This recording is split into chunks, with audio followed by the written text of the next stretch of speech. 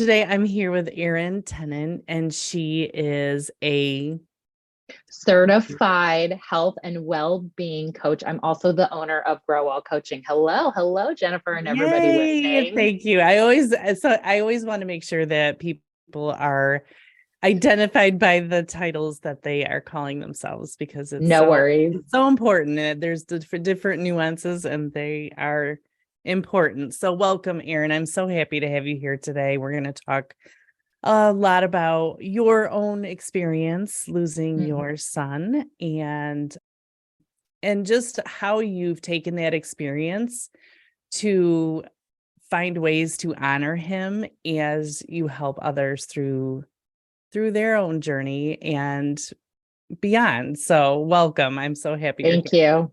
I'm happy to be here too. Thank you so much. Yeah. So if you don't mind, do you mind sharing your story of your loss? Yeah, of course not. That's why I'm here. So thank you so Mhm. much for giving me the space to do this. It's very full circle. I went to the cemetery yesterday to go visit Mhm. him. We're coming up on an anniversary at the end of the month. So this is very full circle. This is part of my own healing journey and all the emotions that come up from that. So it feels right that I should be here speaking to you and to your listeners as well. But yes, my husband and I, we have never had any fertility issues, pregnancies, losses. With our first two children and pregnancies, we were very lucky and fortunate. We knew we wanted to have three children. So we had two healthy kids at that time, 2 and 4. We went for the third, suffered a miscarriage at 12 weeks. Then we were like, okay, we'll try again, got pregnant right away. And we were pregnant with our son, Max.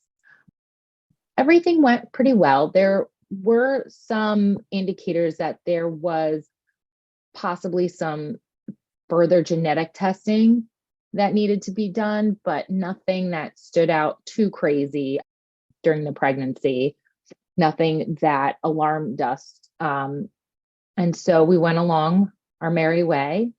I went in for the diabetes testing where you drink the drink, which I think I'm the only weirdo that really likes it. Everyone, I everyone's think like, you're it's, right. yeah, I get the orange and I'm like, this is like a sun kiss. This is so good. And everyone's like, what is wrong with you? But I liked it. I was like, not a problem. So I went in, and with all my babies, all my pregnancies, my doctor it took a little while to find the heartbeat. So after I did the drink and everything, she went to go check the heartbeat with the hand sonogram, and we couldn't hear the heartbeat, which was normal. I sometimes had to go to the full ultrasound room. Mm-hmm. And she's like, let's get you in there. So we popped in, put it on, and I saw her face and I knew something was wrong. And I looked at the monitor and I could see my son just kind of floating in the womb. And she goes, we need to rush you to the hospital right now. We can call you an ambulance. We can call your husband. You can drive yourself, whatever you feel is best, but you need to get to the nearest hospital right away. And I was 7 months pregnant at the time. So I just drove. I went into shock mode, went to the hospital, called my husband. He left right away. And we went into labor delivery. They were expecting us, and they, at that time, pronounced him dead at 7 months. And this is the first time I ever heard the term fetal demise. I always heard miscarriage or pregnancy loss. And that day, two of my worst fears came true. I had lost my child, which was one of my worst fears, and then having to deliver my child who was no longer with us. That was a fear of mine. Yeah. And so I just remember I went into shock mode and I felt nothing. And I don't know if you had a similar experience with the twins or other women have had this, but I remember crying hysterically for about 5 minutes. And I said to my husband, I don't think I'm going to recover from this. Like, I've been through some SHIT in my life, but this is some trauma that I don't know if I'm going to fully recover from. Yeah. And he looked at me and he said, you have always recovered and you will always but you don't need to worry about that because right now you need to do whatever you need to do. Yeah. So don't even worry about that. We'll figure it out. And as soon as he said that, I just remember I'm a master compartmentalizer. So the wall went up. And I remember I could feel nothing. People were talking to me. They were kind of being very gentle with me. But I was confused almost. Like, why are people being so gentle with me right now? And I remember I felt nothing. And then they came in and they're like, we're going to start the delivery process. Would you like medication? Anything you want, you can have. This is anything you want. Mm-hmm. And I actually said, I feel nothing and I think I want to feel something. So I ended up delivering him with no medication because I wanted to feel something. I knew I was never going to feel anything with him. Mm-hmm. And this was something for us. I'm like going to cry thinking about it and talking about it because I don't talk about it, this part of the loss with him, but it was very intimate with him and I, and it was very painful, but I had to feel something. Yes. Regardless of how hard I felt. So I ended up delivering him. And, I come from the Jewish faith. So there's some interesting thoughts around, the loss of a child in your womb. Is it recognized by the religion? My rabbi was wonderful. And he's like, you're a mother. So we recognize it. So we buried him. And I was just telling you right before we started, this felt very full circle for me because I just went to go visit him at the cemetery and his anniversary of his death is coming up at the end of the month. How many years? I believe my son is 6. We are going on 4 years. 4. Okay. Yes, 4 years. And so after that, I just remember being in the hospital and hearing the music play when every baby got born. And then when it was our turn, there was no music. Oh. There was no music. And there were some complications after the delivery. What ended up happening with my son is there was a problem with my placenta. So it stopped giving him the nutrients to stay alive. And so he died in my womb. And so the placenta, when the doctor was going in to, it was supposed to deliver out of my body naturally. It was holding on to my body. It was stuck. There were problems with it. So she had to actually give me I believe it was a DNC right after to try to get the removal of the placenta. And then I had to go in for a second one later because they couldn't get everything. But I came out okay. He came out okay, even though he was not alive at the time. And so I went to grief counseling. I had a therapist and we went to grief counseling. I did. And I remember my therapist saying to me, parents who have lost their children like to, when they're ready, pay tribute. Some like wind chimes, plant a tree, a garden. What is that? Does that speak to you? And if it does, what resonates with you? And I thought about that a lot. And I said, as lovely as all those things sound, and people sent us wind chimes and beautiful gifts, I have, and I think about it and I love it. It just, from me specifically, it had to feel authentic and real. And I said, you know what? My son is not going to have an opportunity to live in this world the way myself and my husband and my other children. So I think the best thing I can do to honor him is really live a life that I want to live by my own rules, the way I want to, how I want to, not the shoulds or the have tos, but what is really important to me. And for a long time, since I was a child, I struggled with my weight. I was overweight. I struggled with my relationship with my food, my body, and myself. I've been on diets. I have failed all the diets. And I was like, you know what? I want to lose weight, but I don't want to go on a diet. So I really decided to pay tribute to my son to figure that out for myself, to figure out how I could be the person I wanted to be, live the life I wanted in his honor, because he didn't have that opportunity. He didn't have that gift. And so that's started my journey. I started figuring out, why was I going to food emotionally? What was food offering me? And that was in return keeping me in an overweight body, which I want to be very clear. I don't judge people by the way they look, their size. I'm talking about something a little deeper, a lot deeper. It's about, I did not feel good in my body. Yeah. And it was overweight. I didn't feel good in my body because it was overweight, but it didn't feel good when it was overweight. And because I've done the work on myself and my relationships, my body, I do feel better in my body because I've changed those relationships. And as a result, I've lost weight, but not like you lose the weight and everything's fine and you don't have problems. I'm not talking about that. Of course. It's different. So that's what started my journey. And as I lost the weight, I've lost and maintained over 130 pounds. My way, how it works for me, my lifestyle.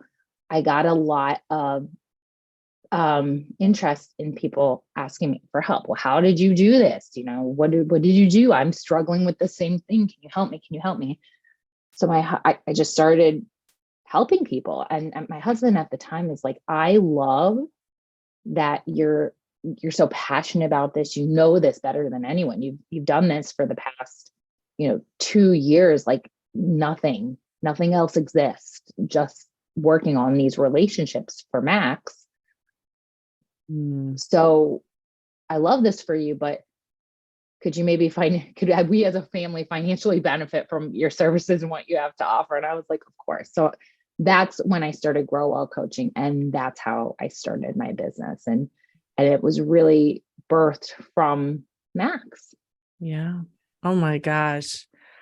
What an incredible story. Thank you so much for sharing that and being so vulnerable. It is hard. Yeah, It's always it's hard, very hard. especially these anniversaries. They are not easy. They're not easy. Especially, I almost think too, the days leading up to them are worse than the actual day. I don't know. Oh, for sure. Yeah. But I feel like the days leading up are just hard. And then you get there and you're like, oh, it's not so bad. It's not so then bad. A week or two pass and then something happens and I fall apart and then I keep going. Yeah. The cycle of life. It is. There's so many different experiences and everybody's experience is completely different. And that's why I do love to share I do appreciate when people share their story here, because I think that's something everyone needs to know, is how incredibly different every single story is. So yeah, I recognize what you were feeling in those moments. My feelings were more of, I felt like I was drowning. Like I couldn't catch my breath. Like every single time it was one more thing that I had to do. Yeah. I have to deliver the baby. And now you want me to hold them. And I mean, and now I'm grateful that I did, but at the time I was just I was like, no, I don't want to do this. I don't want to do this. I don't want to do this. Yeah. So I remember thinking, no, I don't want to do this. But how you said you felt like you were drowning, I felt very numb. Yeah. Like I felt like disassociated, like out of body experience. Like I was looking down at my life, even though I was like, I don't want to do this. Yeah. I was very removed from it. So I think us having these conversations saying grief is going to look however it's going to look. There's no right or wrong way. And it changes. And that you get to make those decisions that are right for you in the moment. Yes. And not just say, oh, well, okay, I guess I'll put up some wind chimes because that's what I'm supposed to do. You really, I so admire your intuition of looking into yourself to think of what feels right for me. Yeah. What and I knew makes sense for me. And while that also sounds very beautiful and pretty, and it was, and it's a beautiful thing, I was able to really find control in a situation I had no control. Mm-hmm. The transformation allowed me the space to be angry, to grieve. My grief was, I was really angry at myself. I blamed myself. I think that's why I had that immediate, like, I really want to fix me. I think that's how it started. And then it kind of morphed into, after I got over blaming myself. And I'm not going to lie, I still feel responsible. Like intellectually, I understand I shouldn't, Mm-hmm. but I think till the day I die, I'm going to Yeah. hold on just to the smallest little bit. It's not dictating my life. It's not overwhelming me, but I have not completely let go of the responsibility of what happened to him because he was in my body and my job was to care for him. Yes. Do I understand that it was Yeah. not my fault? When I speak to you, do I hold you responsible for the loss of your children? Absolutely not. Right. But I think there's something to be said of, will I ever let it go completely? I don't know. Well, it's been 23 years for me. Yeah. And last week I said to my husband, why didn't I go to this specialized hospital? Mm-hmm. Why didn't I go there instead of staying somewhere that was local? Yeah. I had a high risk pregnancy. Why didn't I do that? I mean, and their death was a court accident. It wouldn't have mattered No, where I went, no. but it's just all of a sudden I had a moment. So yes, I'm here to tell you that 23 years Yeah. later, it's I still, still going to be there. We're going to still hold ourselves responsible. But what I yeah, think we can do for ourselves is honor that yeah, instead of try to beat ourselves up because of that and listen to it instead of, oh, that's a problem. Let's think positive. No, honor that. yeah, We are mothers. We love our children. We will always love them. And if that's how we love them, I think by honoring it, naming it, and then deciding what we want to do with that is really how we can empower ourselves yeah, as women and mothers and parents who have gone through these losses. yes, yes. I love that. And your weight loss, that's so amazing. Yes.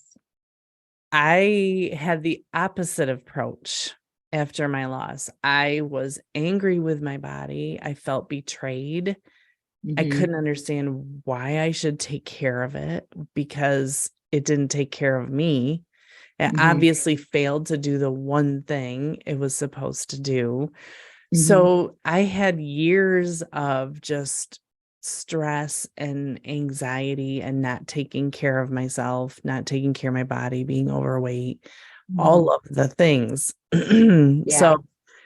So what do you think is the difference? Like, how do you get from one side to the other when you're feeling these feelings about your body? Well, I think what's interesting is everything you said you felt, I felt. Mm-hmm. And I think I had this experience of I wanted to feel something, even if it was pain. And Mm-hmm. for me, weight loss was painful. I'm not gonna Mm-hmm. lie. Like, yes, it became a healing relationship, but I think at first it was like, oh no. And these are my thoughts about me, but I was having these thoughts like, you fat ass, go to the gym, go work out, sweat it out, like grind it out.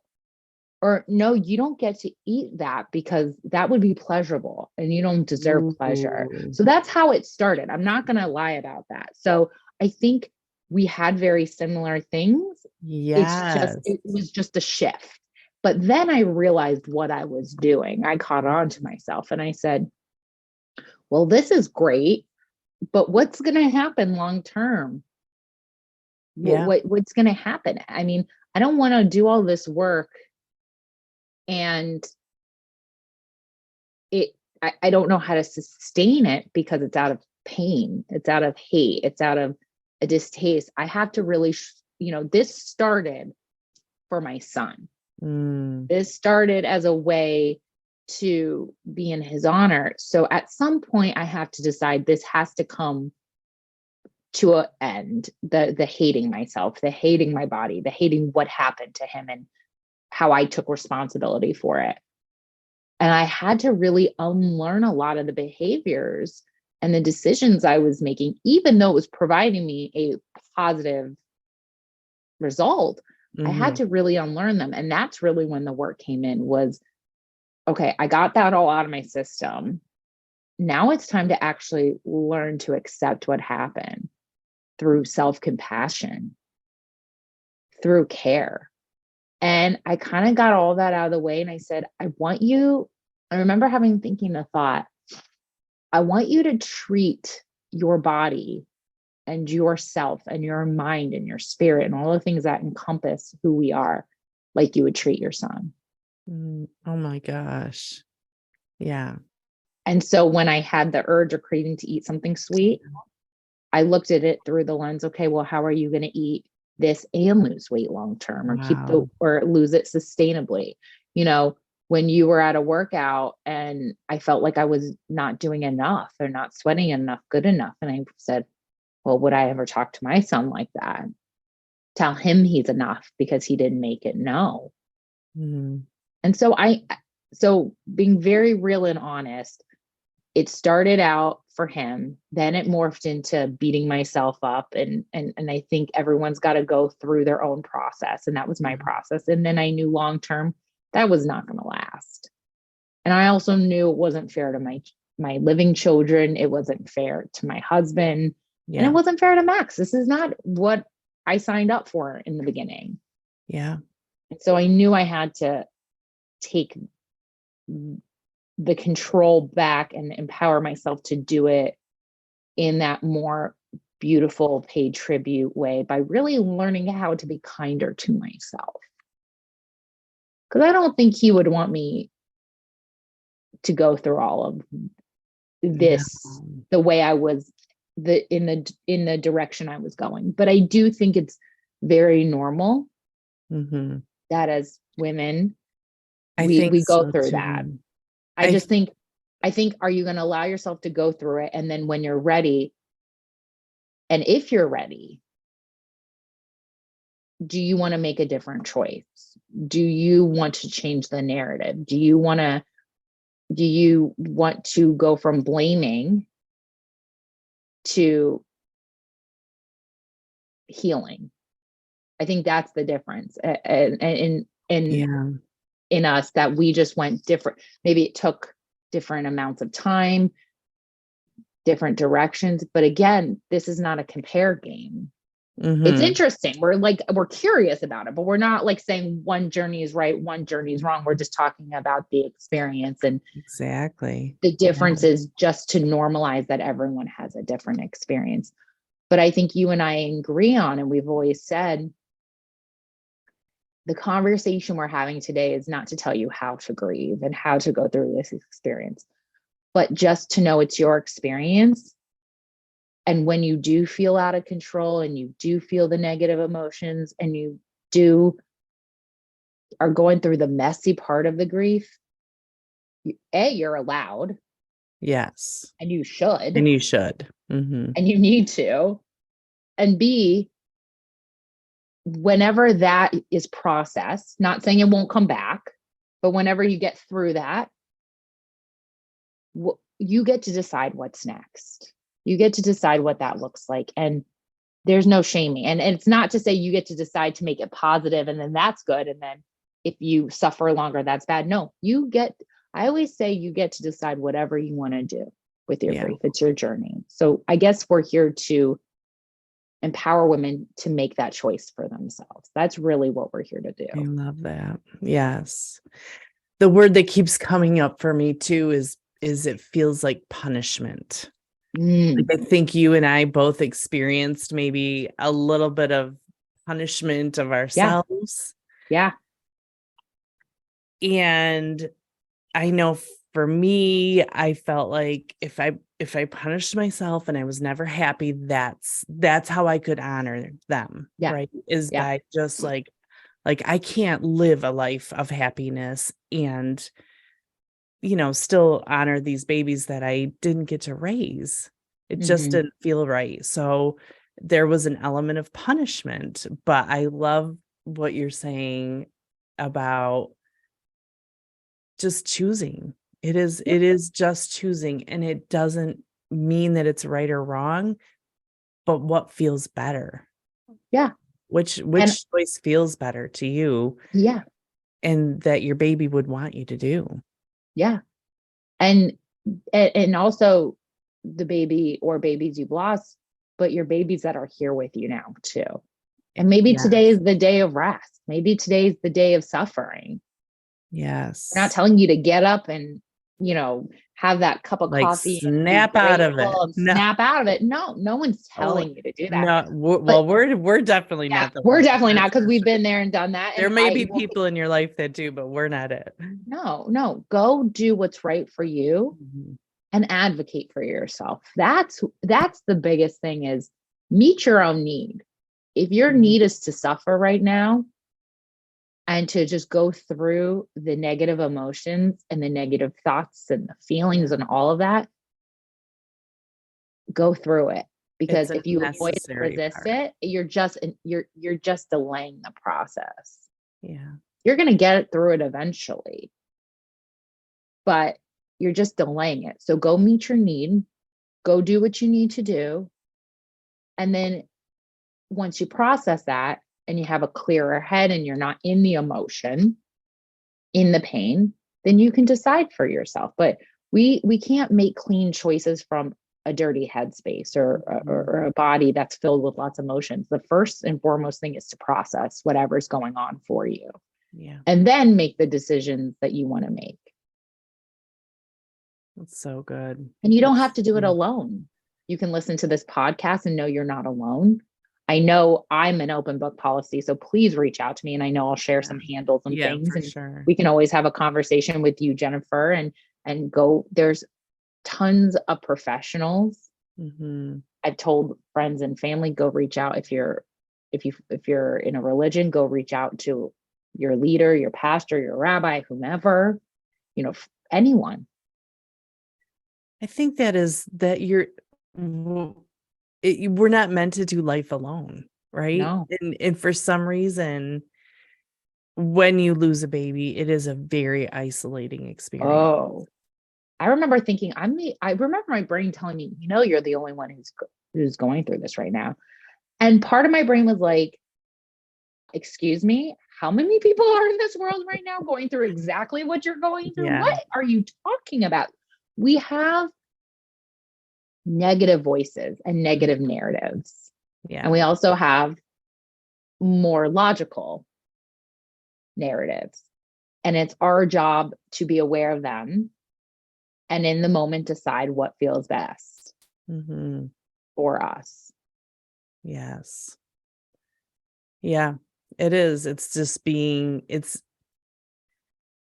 getting to that point where you can make a choice that just feels so much better. Yeah. Yeah. Like I know Whether, in the next coming weeks, there may be a day that I look at my calendar and just say, okay, these are my non-negotiables. I'm going to do these, but the mm-hmm. rest is just going to have to hold off, because it feels really good to me to lay in bed and read a book or Yeah. sleep. Sometimes when I'm in the depths of my despair, I just want to go to sleep. Yeah. I just shut down, and I got to honor that. Yeah. And I think what's also important for everyone to hear is this is 4 years. Yeah. This is Or, 4 and years. I yeah. mean, And yours is 20 some. mine's 23. It's a lifelong journey. Yeah. So the sooner that you work on getting some strategies lined up that work for you, and that you're able to switch out of that negativity quicker, find the things that do feel better for you.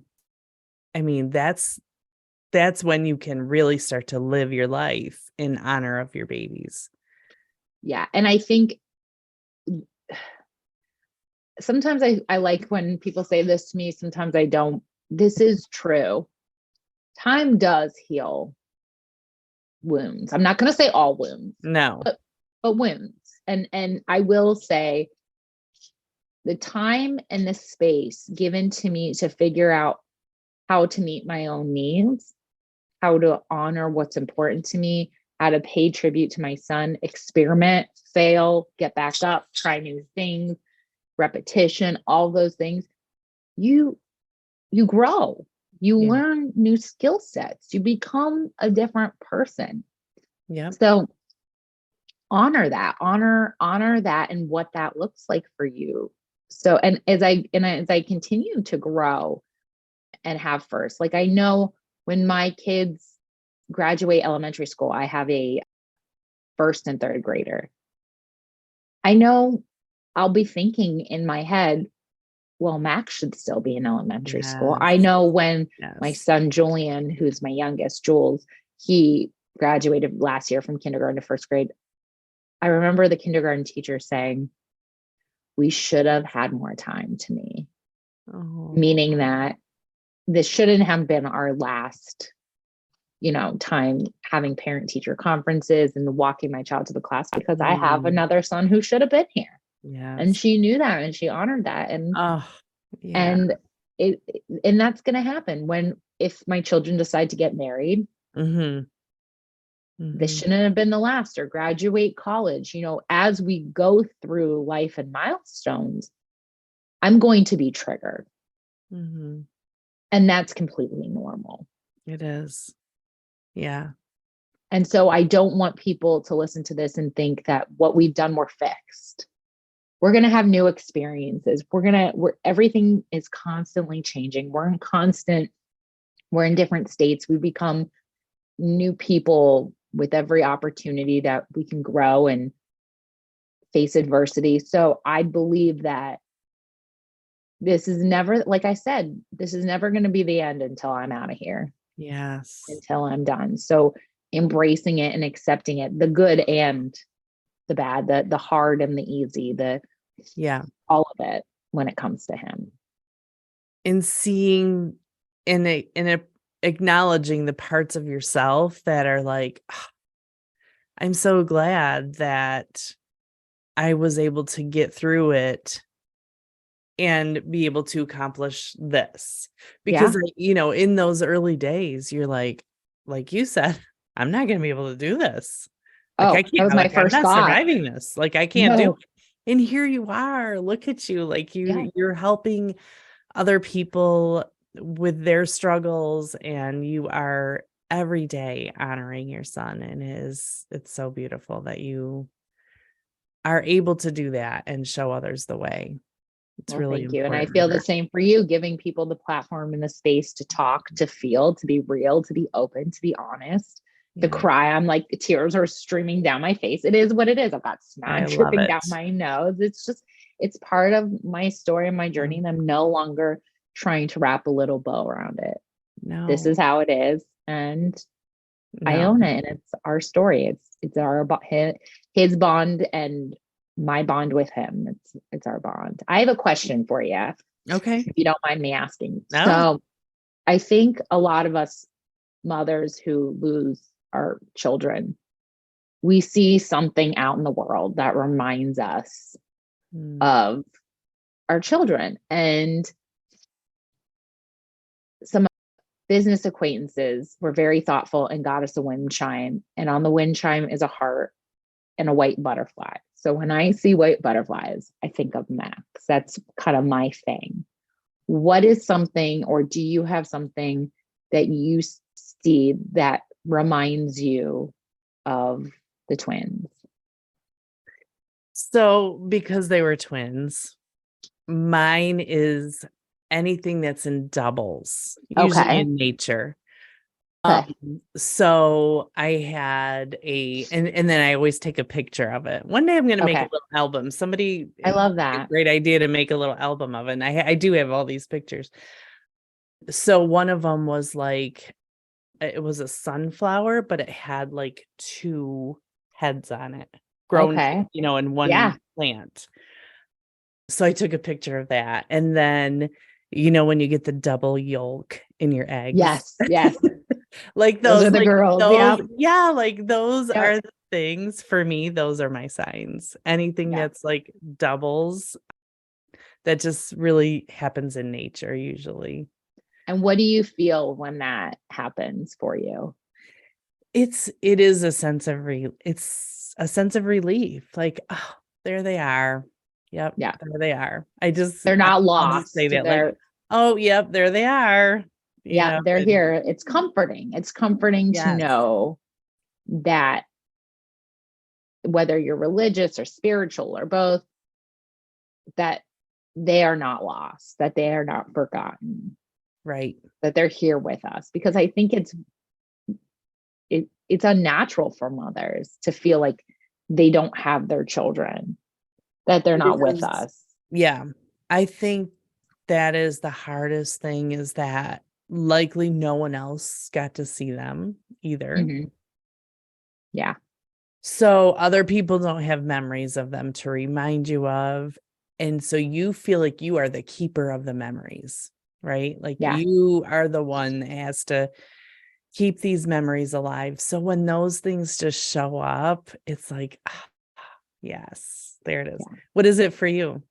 It's the white butterfly. So anytime I see white butterflies, and I don't know if this is something that may be useful or other people listening, and I don't know if it's their first loss or their second loss, or if they have living children, but what's been very comforting for me is talking about it with my children. And, we don't talk about it every day, but my son brings them up, I think more so than my daughter, but randomly. We were just in spring break in Washington, D.C.